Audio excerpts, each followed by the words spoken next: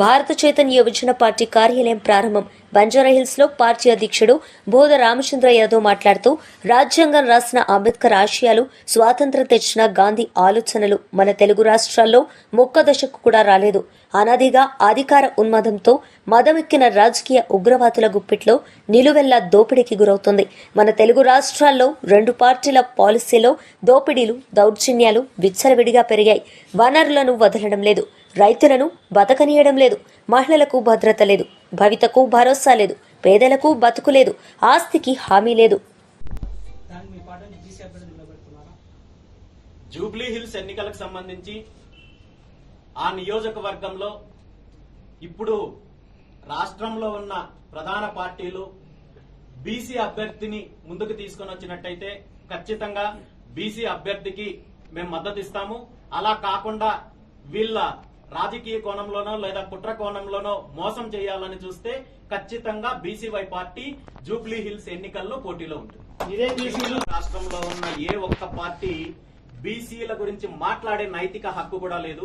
ఎందుకంటే ఈ పార్టీలన్నీ కూడా బీసీలను అడ్డం పెట్టుకుని, బీసీల యొక్క ఓటు బ్యాంకును అడ్డం పెట్టుకుని అధికారంలోకి వచ్చి బీసీలను దోపిడీ చేయాలి, రాష్ట్రాన్ని దోపిడీ చేయాలని చూస్తున్నారు తప్ప ఏ ఒక్క పార్టీకి, ఏ ఒక్క నాయకుడికి బీసీల పైన చిత్తశుద్ధి లేదు. బీసీల అభివృద్ధి పైన కానీ, బీసీల రిజర్వేషన్ల పైన కానీ చిత్తశుద్ధి లేదు. దానికి వీళ్ళు ఆడుతున్న డ్రామాలే నిదర్శనం తప్ప మరొకటి కాదు. బీసీలకు న్యాయం చేయడమే నా లక్ష్యం అని చెప్పేసి కల్వకుంట్ల కవిత బయటకు వెళ్ళింది. ఆమెతో పాటు బీసీ నాయకులే తిరుగుతా ఉన్నారు. ఈరోజు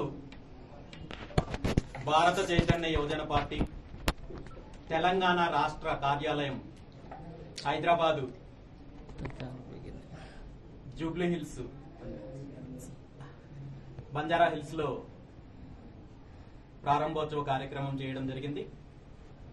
ఈ కార్యక్రమంలో బీసీవై పార్టీ తెలంగాణ రాష్ట్రానికి సంబంధించిన నాయకులు, కార్యకర్తలు, అభిమానులు, గత ఎన్నికల్లో బీసీవై పార్టీ తరఫున పోటీ చేసిన అభ్యర్థులు,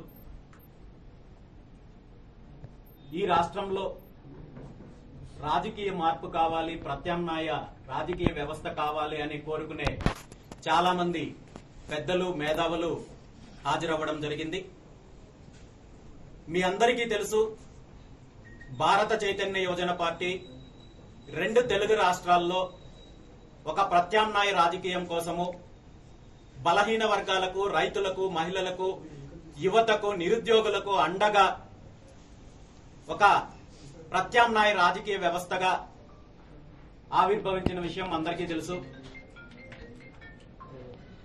తెలంగాణ రాష్ట్రంలో ఉన్న ప్రధాన పార్టీలు ఏవైతే ఉన్నాయో వీళ్ళందరూ కూడా తెలంగాణ రాష్ట్రం యొక్క ఆవిర్భావ ఉద్దేశం ఏదైతే ఉందో, ఏ లక్ష్యంతో అయితే, ఏ ఆశయంతో అయితే తెలంగాణ ప్రత్యేక రాష్ట్రం కోసం పోరాడి రాష్ట్రం తెచ్చుకున్నారో, 2014లో తెలంగాణ రాష్ట్రం ఏర్పడిన తర్వాత తెలంగాణ రాష్ట్ర అభివృద్ధి కోసం కానీ, రాష్ట్రంలో ఉన్న బలహీన వర్గాల అభివృద్ధి కోసం కానీ, వ్యవసాయ అభివృద్ధి కానీ, మరొక ఏ ఒక్క రంగంలో అభివృద్ధి కోసం కంటే కూడా ఈ రాష్ట్రంలో ఉన్న వనరులను ఏ విధంగా దోపిడీ చేయాలి, అధికారాన్ని అడ్డం పెట్టుకుని ఏ విధంగా అవినీతి చేయాలి, ఏ విధంగా మా పార్టీలు, మా కుటుంబాలు బాగుంటే చాలు, రాష్ట్రం ఏమైపోయినా పర్లేదు, రాష్ట్రంలో ఉన్న బలహీన వర్గాలు ఏమైనా పర్లేదు, రైతులు ఏమైపోయినా పర్లేదు,